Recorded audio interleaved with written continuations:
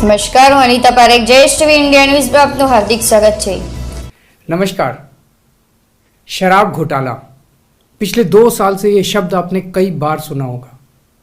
2 साल से बीजेपी की सारी एजेंसीज कई रेड मार चुकी हैं, कई लोगों को गिरफ्तार कर चुकी हैं, लेकिन अभी तक एक भी पैसे का हेरफेर कहीं नहीं मिला, कहीं से एक भी पैसा नहीं मिला। अगर भ्रष्टाचार वाकई हुआ है तो इतने करोड़ों रुपए गए कहाँ? क्या सारा पैसा हवा में गायब हो गया? सच्चाई ये है कि किसी तरह का कोई भ्रष्टाचार हुआ ही नहीं। अगर होता तो पैसा भी मिलता। ऐसे फर्जी केस में आम आदमी पार्टी के कई नेताओं को इन्होंने अभी तक जेल में रखा हुआ है।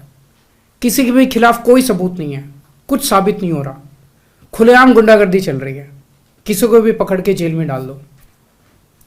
अब बीजेपी मुझे गिरफ्तार करना चाहती है। मेरी सबसे बड़ी संपत्ति, मेरी सबसे बड़ी ताकत मेरी ईमानदारी है। झूठे आरोप लगा के, फर्जी समन भेज के ये मुझे बदनाम करना चाहते हैं, मेरी ईमानदारी पे चोट करना चाहते हैं। इन्होंने मुझे समन भेजे हैं।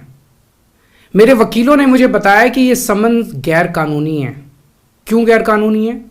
ये मैंने इनको विस्तार से लिख के भेजा है। मैंने बताया है कि उनके समन कैसे गैर कानूनी है, लेकिन उन्होंने मेरी एक भी बात का जवाब नहीं दिया। इसका मतलब उनके पास मेरी बातों का जवाब नहीं है। इसका मतलब वे भी मानते हैं कि उनका नोटिस गैर कानूनी है। क्या मुझे एक गैर कानूनी समन का पालन करना चाहिए?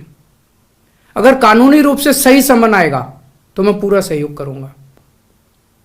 बीजेपी का मकसद जांच करना तो है ही नहीं। इनका मकसद तो लोकसभा चुनाव में मुझे प्रचार करने से रोकना है। ठीक लोकसभा चुनाव के पहले इन्होंने मुझे समन भेजा है। क्यों? इस जांच को चलते 2 साल हो गए।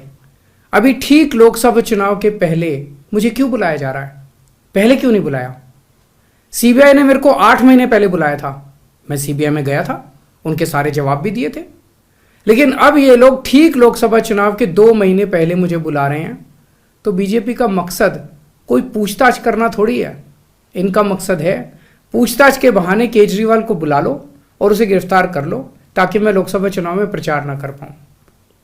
आज बीजेपी भ्रष्टाचारियों को नहीं पकड़ रही, बल्कि खुलेआम ईडी और सीबीआई का इस्तेमाल करके दूसरी पार्टियों के नेताओं को तोड़ के बीजेपी में शामिल करवाने का काम किया जा रहा है।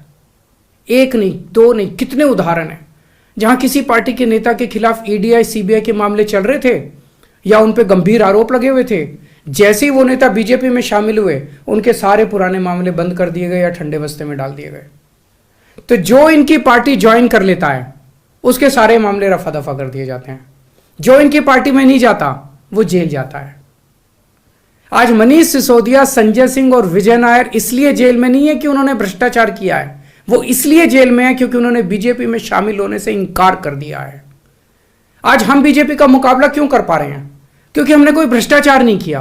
अगर हमने जरा सा भी गलत काम किया होता तो दूसरे भ्रष्टाचारी नेताओं की तरह आज भी हम बीजेपी में शामिल हो चुके होते आज तक। इस तरह देश के ईमानदार नेताओं को जेल में डाल के और भ्रष्टाचारियों को अपनी पार्टी में शामिल करवा के ऐसे तो देश आगे नहीं बढ़ सकता। ये क्या चल रहा है? ये जो कुछ भी चल रहा है बहुत खतरनाक है। ये हमारे जनतंत्र के लिए बहुत गलत है। इसे रोकना होगा। मैं हमेशा देश के लिए लड़ा हूं। मेरा तन मन धन देश के लिए है। मेरी एक एक सांस देश के लिए है। मेरी खून की एक एक बूंद देश के लिए है। मेरे शरीर का एक एक कतरा देश के लिए समर्पित है। हमें मिलकर देश को बचाना है। मैं पूरी जी जान से इनके खिलाफ लड़ रहा हूं। आपका साथ चाहिए।